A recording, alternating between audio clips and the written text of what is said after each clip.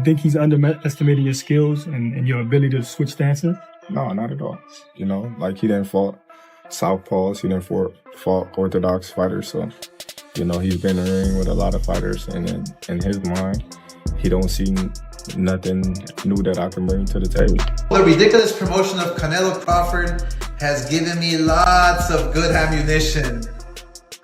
Get some, baby! Woo, first, let's take it back to last week when this photo was taken of Canelo and Crawford having dinner together. Like they're best friends. I love you, man. They're buddies, like they were family friends. Terence Crawford has issued a warning to Canelo Alvarez, acknowledging Canelo's impressive ability to switch stances with ease.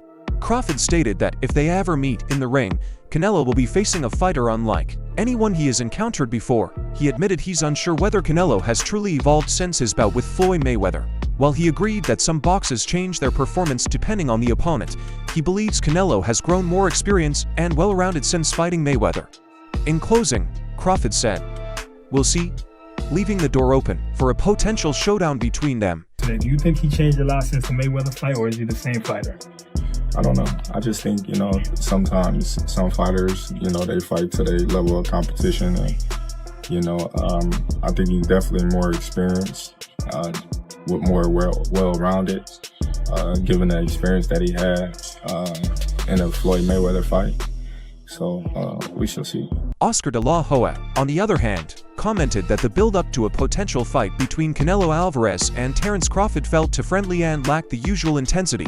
He pointed to a recent photo of the two fighters having dinner together as an example of weak promotion. De la Hoya believes that major bouts should be driven by rivalry and tension, not staged displays of camaraderie, and he warns that without genuine anticipation, the matchup could lose its appeal among boxing fans. Can you imagine Muhammad Ali or like Joe Frazier having dinner together? What? Can you imagine Mike Tyson and Mitch Green before a brawl? What the fuck? No boxing fan wants to see two fighters having dinner together. We could have a dinner on Wednesday night. We want bad blood. We want anticipation.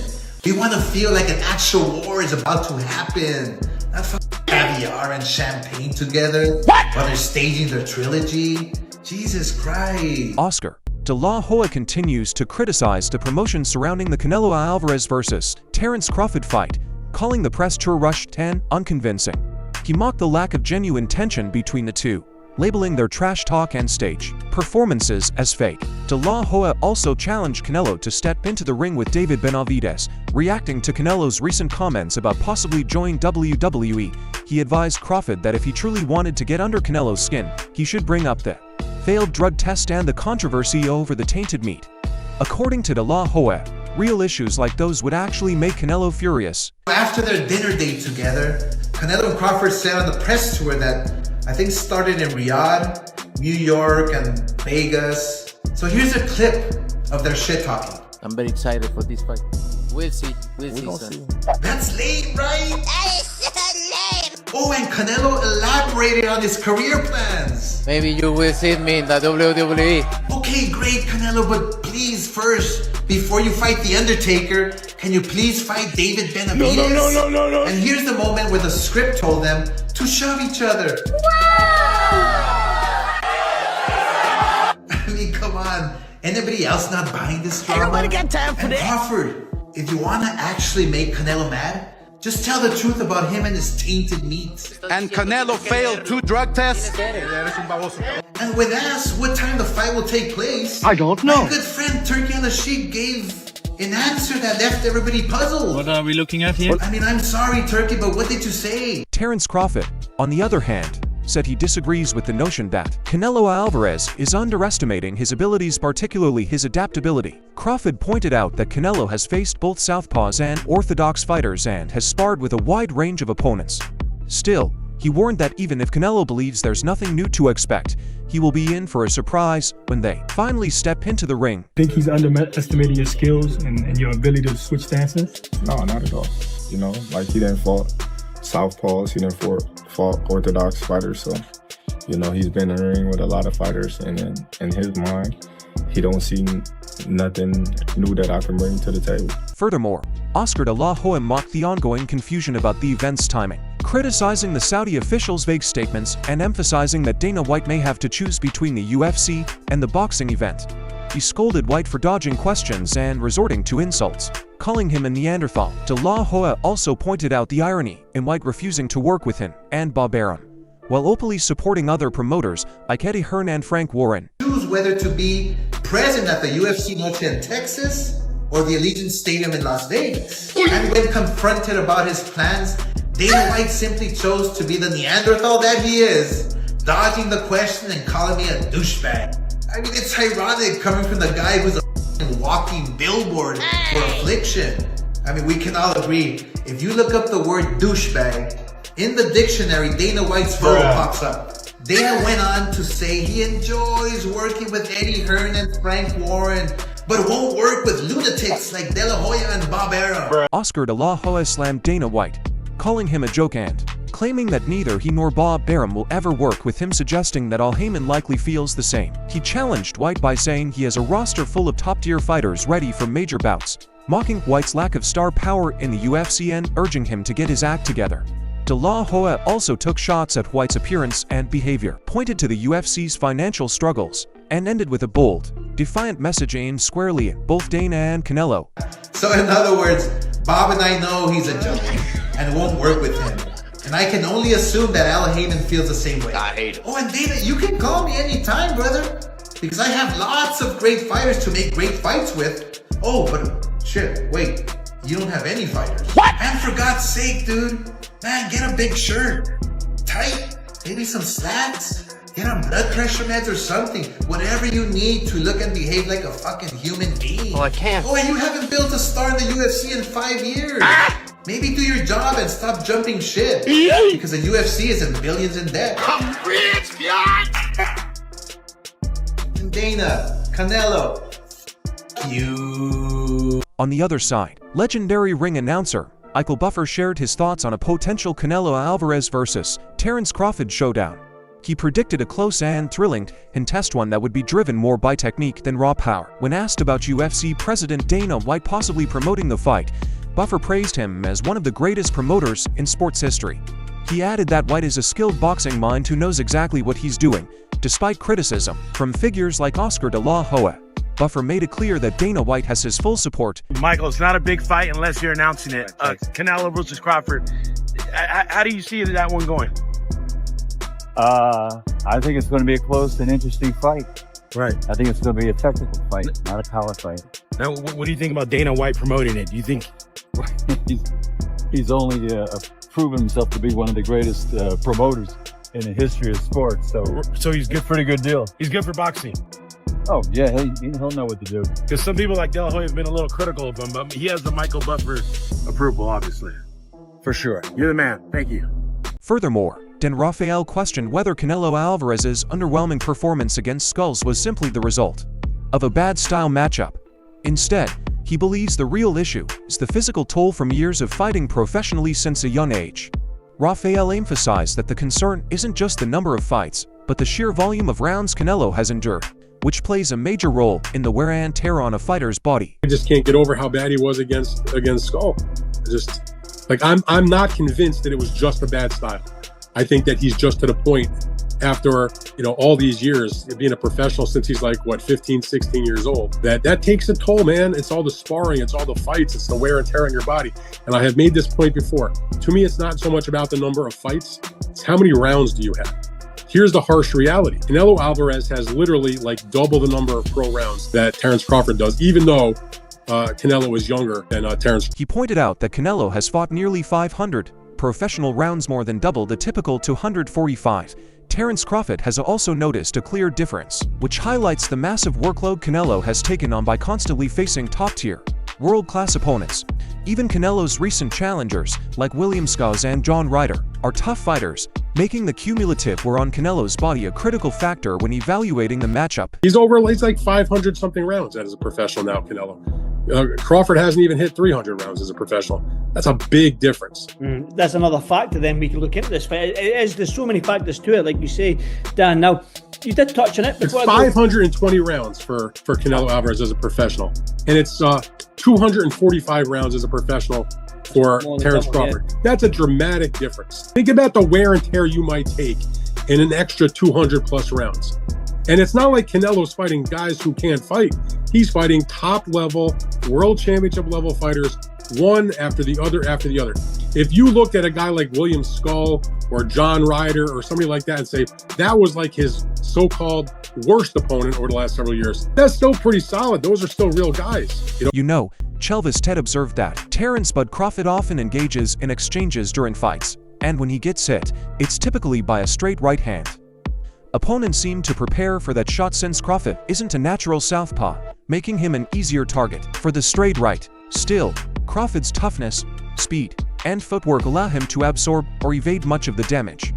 He often takes punches like Sugar Ray Leonard, inviting a shot before quickly retreating and countering. This style frames Crawford as a gritty, skilled fighter rather than just a slick, technical boxer. Doing some homework on Terence Bud Crawford. I was going to put together video clips of how Terence Bud Crawford loves to trade. So while I was trying to put that together, I noticed that when he is getting hit in the exchange, it's usually by a straight right. So much so that I've noticed that his ops plan to land a straight right. These fighters literally study Crawford and plan on throwing a straight right because he's a southpaw and he's not a natural southpaw. So they actually plan for it. It's just that Terence Crawford is so damn durable and good and athletic that even when they're landing it, he's okay. And a lot of times he kind of make them miss, or he'll give them his face like Sugar Ray Leonard, love him to death, and he'll step back and go bang, because his feet are so good. That's why I said he's a fighter.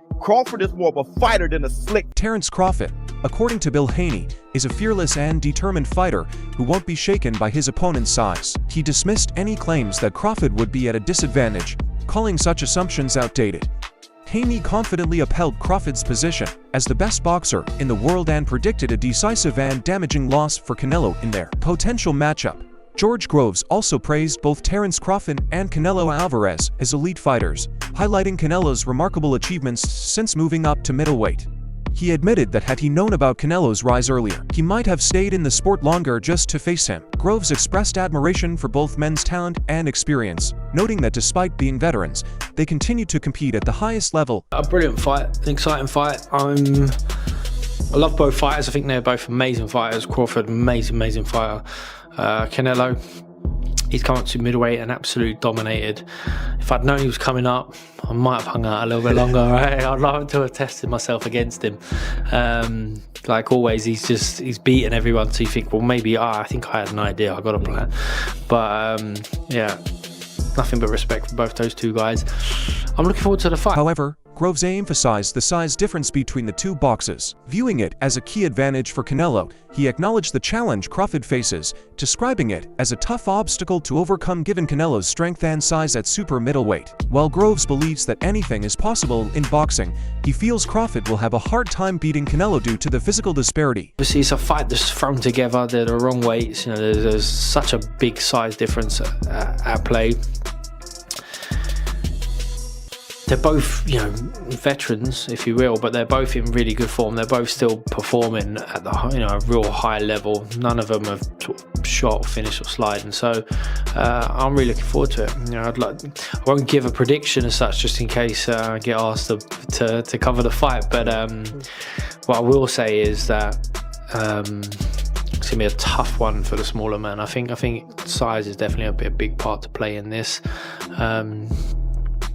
Things can happen, but yeah, you know, it's a tall order, isn't it, for Crawford to beat Canelo at super middleweight. Manny Pacquiao voiced caution regarding Terence Crawford's move up in weight to face Canelo Alvarez at 168 pounds. Acknowledging Canelo's significant size advantage, he highlighted the challenges Crawford would face in managing his body, maintaining his speed, and adjusting his power to compete effectively. A heavier division, Pacquiao believes the shift isn't just about technique, it's also about handling the physical demands of a higher weight class. Drawing from his own experience, Pacquiao advised that a smaller fighter like Crawford must focus on more than just speed. He stressed the importance of technique, strategy, and precision, emphasizing the need for training specifically tailored to the opponent's style. Pacquiao feels that success at this level comes through smart, focused preparation rather than relying solely on physical gifts. Preparing like that opponents, like it's not only the speed, but the techniques that you can use in the fight. Like, make sure that in your daily routine, training routine, like that, make sure that all the techniques, strategy, combination, like, it's accurate to your opponent's style. Teddy Atlas spoke about a possible matchup between Terence Crawford and Canelo Alvarez, showing respect for Canelo's achievements, but clearly siding with Crawford. His confidence in Crawford has been consistent and remains unchanged despite Canelo's recent performances, which he described as underwhelming. Atlas believes Crawford's superior skill set and intelligent ring tactics give him a clear advantage in the bout. Taking Crawford, he'll handle it all. That's it. I am. I'm not in any way trying to shortcome the tremendous fighter named Canelo. I like Canelo a lot, but I like Crawford more. I like Crawford, and I liked him before Canelo didn't look great in his last fight against Skull. I liked him when the fight was first made 2 years ago, or talked about 2 years ago, or close to 2 years ago. Ray Leonard weighed in on the Canelo versus Crawford matchup, pointing to Canelo's evident size advantage, and noting that he appeared stronger during their brief interaction, even pushing Crawford back. When asked to choose between size and speed as the deciding factor in a fight, Leonard firmly sided with speed, drawing from his own experience. He believes that when used effectively, speed becomes the more dominant factor inside the ring. Canelo versus Crawford. I watch. You'll watch it, but what do you make of the matchup and the weight difference between the two? You know what? It's up to the individual.